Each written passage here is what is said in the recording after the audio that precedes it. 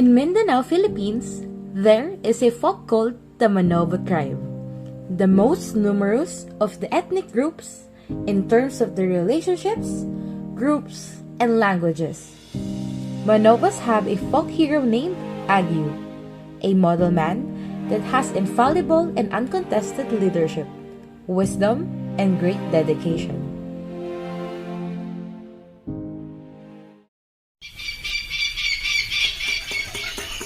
In Ayuman lived the heroes Banlak, AGYU, and Kuyasu.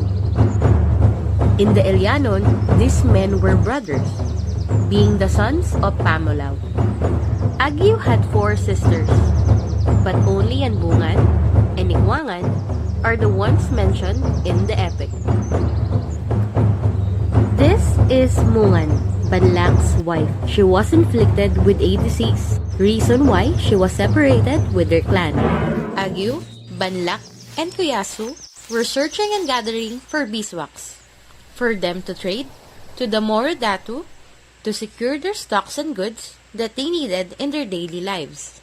One day, AGYU sent Banlak and Kuyasu to the Moro Datu to send the honey and beeswax. Is this all you have? The Moro Datu is angry with the small quantity of payment they have and then throws the beeswax and honey.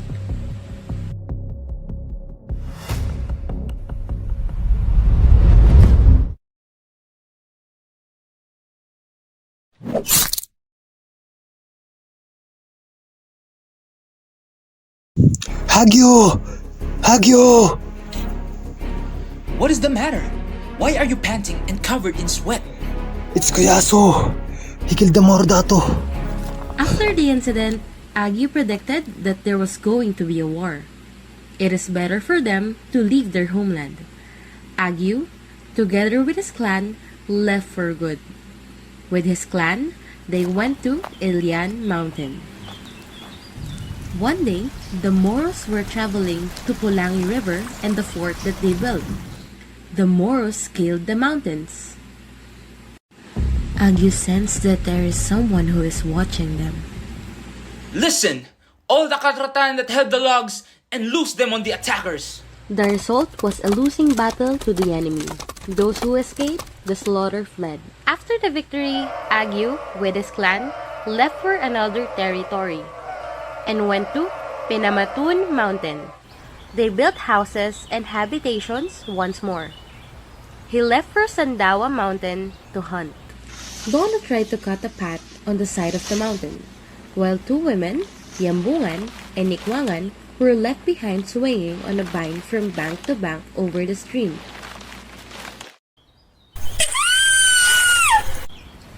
Lono came running. Lono ran fast towards Yambungan and Ikwangan.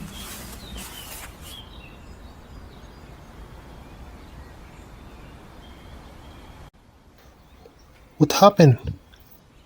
Lono found it was a bee and enabled him to locate beehives in the hollows of palm trees. Then AGYU came back with a small wild pig. He asked Banlak to cook it. After the food was divided, and the meat and honey were distributed among the people. Then AGYU remembered Banlak's wife in Ayuman. She had been left behind because of her affliction. Banlak, we have a lot. Why don't you give this to your wife, Mungan?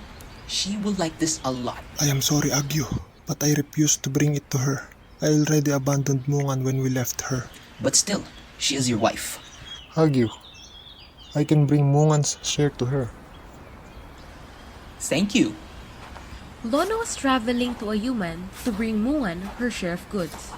When Lono reached Ayuman, she saw Mungan was already healed. Mungan! Mungan! I have brought you some meat and honey from our land. You are already healed. I cannot believe it. Thank you, Lono. Lono returned to Pinamatun and told AGYU and the others the news that Mungan had already recovered and had become a beautiful lady. When Banlak heard that, he wanted to return to his wife, but AGYU reproved him. Because of Mungan's recovery, AGYU decided to return to Ayuman, and this was done with his people following him. But when they arrived at Ayuman, they found Mungan gone. AGYU then decided to continue their journey further on until they reached the Mount of Tigyandang at the junction of Mudan-Udan.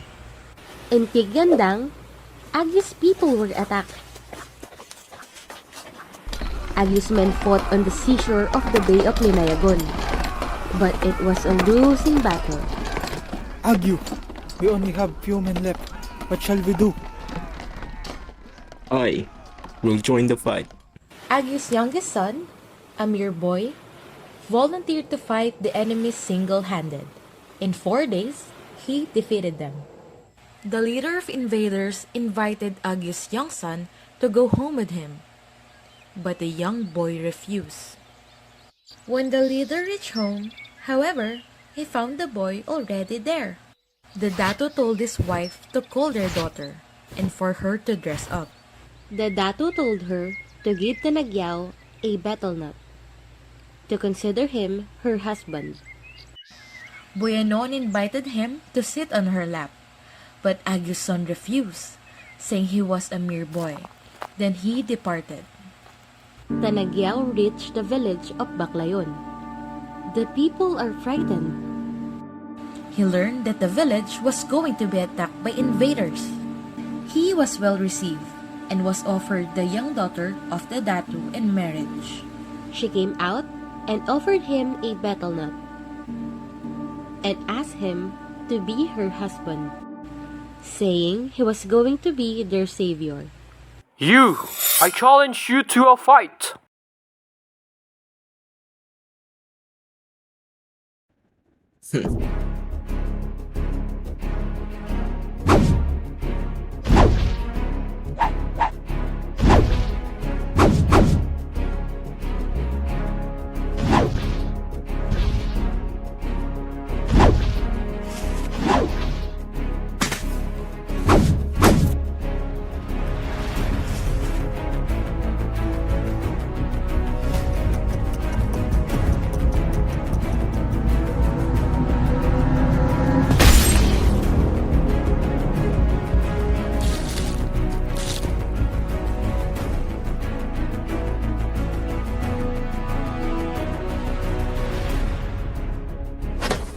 Tanagyao told the people to shout the cry of victory. He went up the house and squatted. Paniguan, the Datu's daughter, proposed marriage to him for saving their village.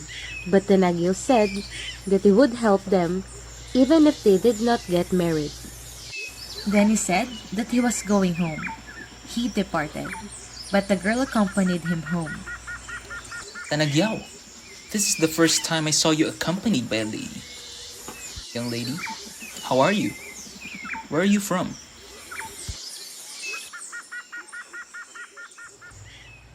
After some time, AGYU's village is again endangered by invaders coming across the sea. The men fought well, but were overwhelmed. I saw that your life will be doomed.